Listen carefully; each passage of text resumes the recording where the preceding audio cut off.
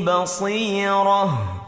Assalamu alaikum wa rahmatullahi wa barakatuh. Alhamdulillah. Tugenda gena maaso ate n'omusomo gwaffe guno gwa yasaano y'ekitiibwa.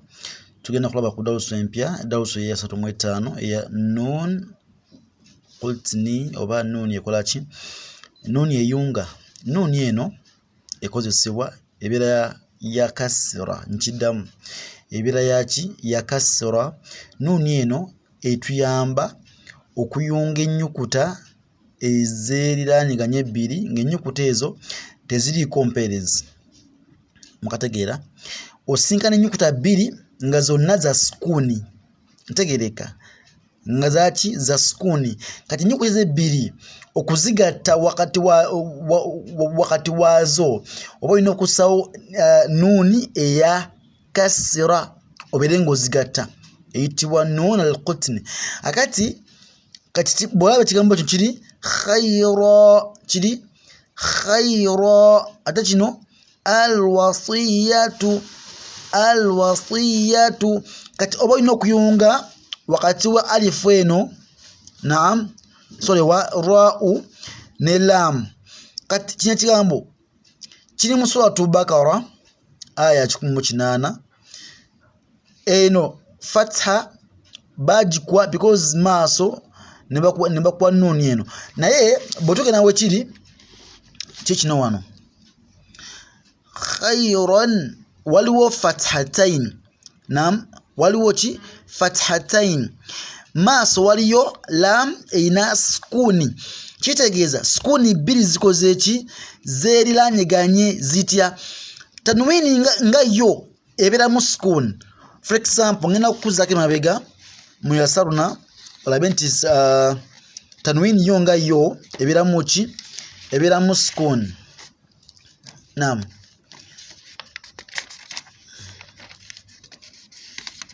Naam, wano wetusomera ki? Wetusomera tanwini mu yasaruna ekitiibwa twasomawo. Naam, twasomawo nga tugamba nti dan kyekimu ne dan, kino kyekimu ne kino. Kitegeeza nti eno tanwini eno esooka erimu sukuuni, erimu ki? Sukuuni eno ya nuuni. Tugamba nti dan, dan. Ntegereka? So kino dan kyekimu ne dan, din kyekimu ne din. Kitegeeza tanwini ebaamu ki? Ebaamu sukuuni. Okategeddeako? Kaakati wano batulaga nti ra'u eyina tanwini ya fathatain. Naam, nekibeera khayran, khayran.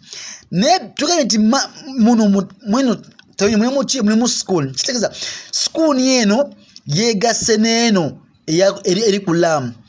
Kati wano oyungawo otya? Wano oyungawo ng'okozesa nuuni al-qutni. Nuuni ekola ki? Eyunga. Nuuni yo tugambye nti eba ya kasra. Tugiteeka wano wansi. Naam, tugissa wano wansi ku hamzatul wasl gyetugisaako ne tugamba nti khayrani, khayrani. Eno ra'u esigaza fatha emu, khayra, ra, so si khayran.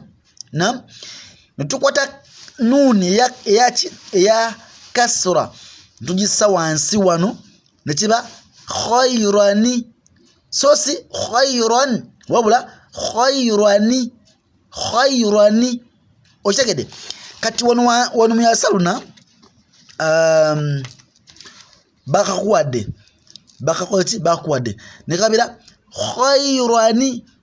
Wano bagijjeewo ne bakuwa khayranil wasiya. Okitegedde?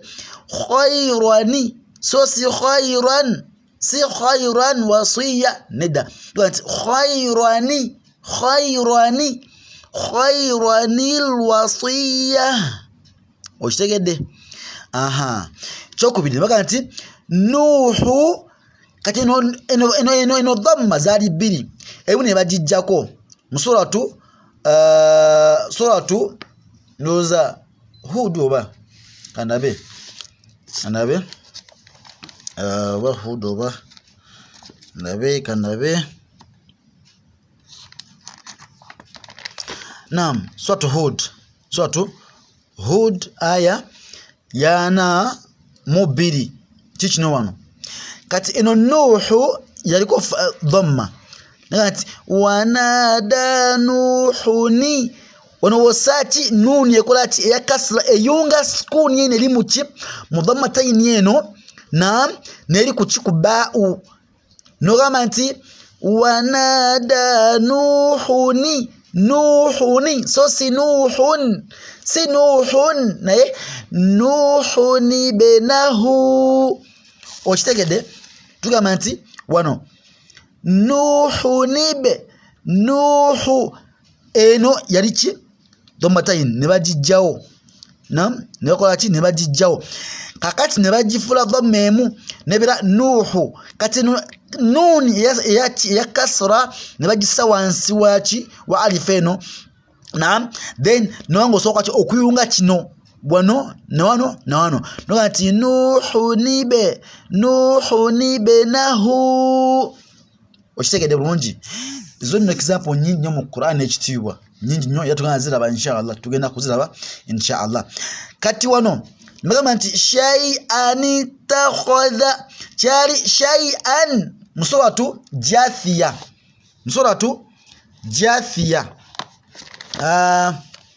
wano wa idha alima min ayatina shay'an ittakhadhaha huzwa olaba kati waliwo sukuni bbiri zivawa emu elimu tanwin endala elimu shadda so ne shadda ziba bbiri ngemu ya sukun ngemu mperere naam bwe bazigatta nezifuka bbiri nga nzigumize nga ziri wamu ne emu eba ya sukuni nyendala mperere ntegereka nga onoga nti waba waliwo for example songo wandika abba kanchikulage wano wekiri oba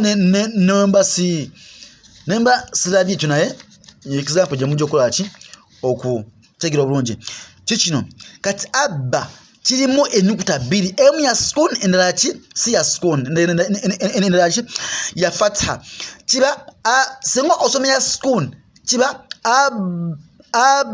ojulia kati bwogigata kiba abba mubamu sukuni muki munda kati ne wano kyabaga nti shay'anita eno nuni eya kasra togenda gisangawo wano togenda gisangawo ne olina making sure nti wakisoma eno ya kasra yegenda okuyunga wano ne kiba shay'anita so si shay'anita khadha neda kiba shay'anita khadha